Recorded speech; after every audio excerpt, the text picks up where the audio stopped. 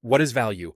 When investors, stockbrokers, news anchors, and financial commentators talk about value, they usually speak as if it were a fixed quantity, something that can be calculated, verified, and agreed upon, like a mathematical equation. In finance, this idea shows up most clearly in the concept of intrinsic value. When a value investor studies a company, they examine earnings, debt, management, long-term prospects, competitive position, and partnerships. From this, they attempt to calculate what they believe the company is really worth. Its intrinsic value, value that exists independent of its market price. The assumption is simple. Markets are emotional, irrational, and volatile. But intrinsic value is stable, rational, and real. And the value investor's edge comes from ignoring short-term market noise, buying assets below their calculated intrinsic value, holding them patiently for years or decades, and allowing reality to eventually assert itself. That framework has worked extraordinarily well. So this raises a serious question. How is it that an asset that is incredibly simple and cheap to run, existing only as code and software, was able to elude the most professional value investors of the 21st century, while revolutionizing money, payments, banking, and even energy markets? Why did Bitcoin go unnoticed, dismissed, or ridiculed, until it reached 5 figures and could no longer be ignored? The answer is twofold. First, we misunderstand what value actually is. Second, we underestimate how limited our own worldviews are. The word intrinsic means belonging naturally, essential. So intrinsic value, by definition, would be the value that naturally belongs to an asset. But here's the problem. Two people can look at the same house, the same car, the same bar of gold, and be willing to pay radically different prices for it. A house is priceless to a family with children, useless to someone who moves every year, a burden to someone who can't afford the maintenance. So where exactly is this number that naturally belongs to the asset?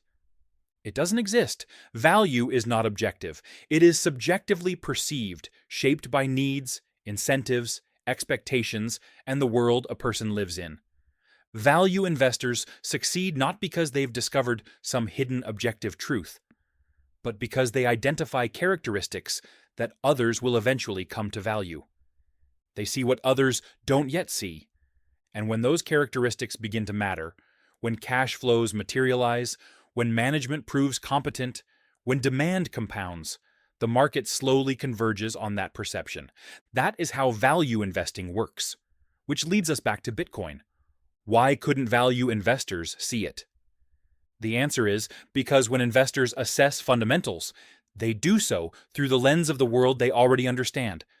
And Bitcoin didn't fit inside that lens. The best investor isn't merely someone who understands fundamentals, but someone who understands which fundamentals will matter in the future. That requires imagination. It requires the ability to step outside your own life, your own institutions, your own assumptions, and ask whether something might be valuable to someone living under completely different conditions. Many investors still argue that Bitcoin has no value because you can't do anything with it. You can't live in it. You can't eat it. You can't manufacture with it. And this is the irony they miss. Bitcoin is valuable because it is not useful for anything except storing and transferring value. Paper currency isn't valuable for the paper or the ink. Gold isn't valuable because it's shiny or conductive. Houses in London aren't valuable because millions of people live in them. Many of them sit empty. They are valuable because people collectively agree they are good places to store value. Gold didn't change during financial crises. The world did. And suddenly, something that preserves purchasing power becomes more valuable. Not because its properties changed, but because people's needs changed. That collective agreement, value for value's sake, is what sustains asset prices even when they produce nothing. And as long as the world remains structured the way it is, those assets retain their status. Change is unavoidable. Entropy is a fundamental law of the universe. Nothing remains fixed, stable, or untouched by decay. And monetary systems are no exception. Modern economies are built on debt. Not debt to be repaid, but debt to be managed.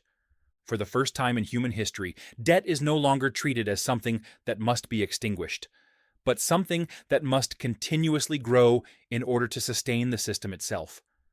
More debt is issued to pay interest on existing debt.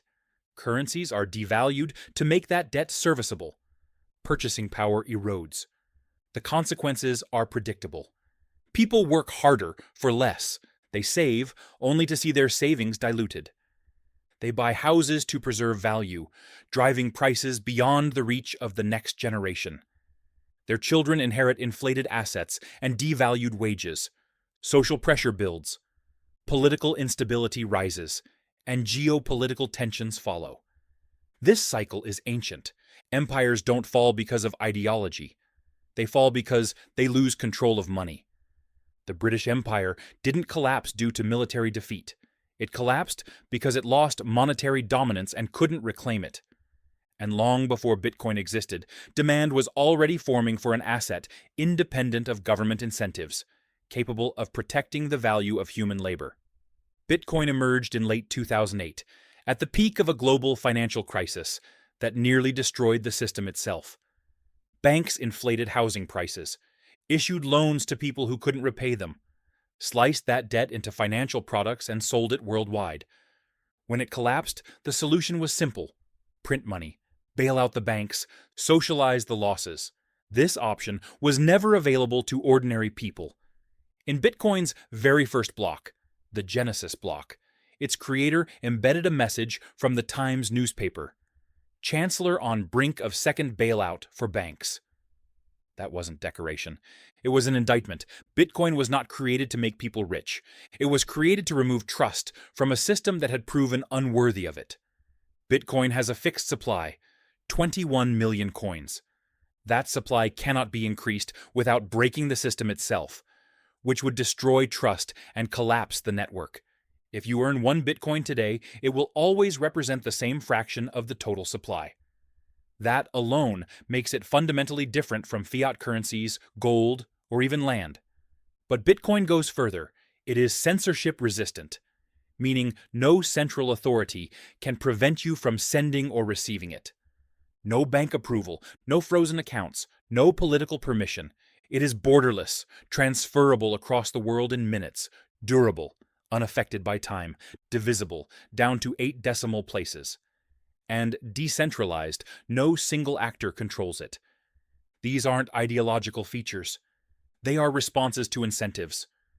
Bitcoin's value is not just scarcity, it's coordination. Miners expend energy to secure the network. They are rewarded in Bitcoin. The network becomes more secure. Security increases trust. Trust increases demand. Demand raises price. Higher price incentivizes more miners and nodes. This creates a self-reinforcing loop. Energy becomes money. Money becomes network security. Security becomes value. And once that value is recognized, perception itself compounds it, just as it has with gold, just as it has with houses. But here is the crucial distinction. Gold is distracted by jewelry, industry, and decoration. Houses are distracted by tenants, maintenance, politics, and geography. They are stores of value, but they are not pure stores of value. Bitcoin is different. It serves no function beyond storing and transferring value. It does not pretend to be shelter, ornament, or utility. Its simplicity is not a weakness. It is the point. Because when an asset does only one thing, and does it better than anything else, value no longer competes with secondary purposes. It concentrates. Bitcoin is not valuable because it is useful in many ways. It is valuable because it is useful in exactly one. Warren Buffett is one of the greatest investors in history. But there were 2 reasons he was never going to see the value in Bitcoin. Not because of intelligence, but because of the world that formed him. The first is institutional. Buffett came of age in the aftermath of the Second World War, at a moment when Western governments were at the height of their power. They had mobilized entire populations, coordinated vast industrial networks, financed global war, and then rebuilt the world from the rubble. In that world, monetary systems were not something that emerged. They were designed, administered, enforced, and defended by governments. Currency was infrastructure. Infrastructure required authority, and authority belonged to the state. But this belief quietly assumed something that history does not support, that governments are capable of maintaining complex systems indefinitely. They are not. Entropy applies to institutions as surely as it applies to physical systems. The same incentives that allow governments to build powerful administrations, societies, and currencies are the very incentives that later undermine them. Debt accumulates, bureaucracy expands. Political incentives shift from sustainability to survival.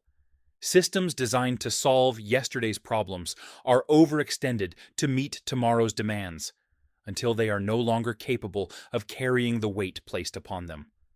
Monetary systems are stretched, distorted, and debased, not through malice, but through necessity. The system must grow, or it collapses, and growth is financed with debt.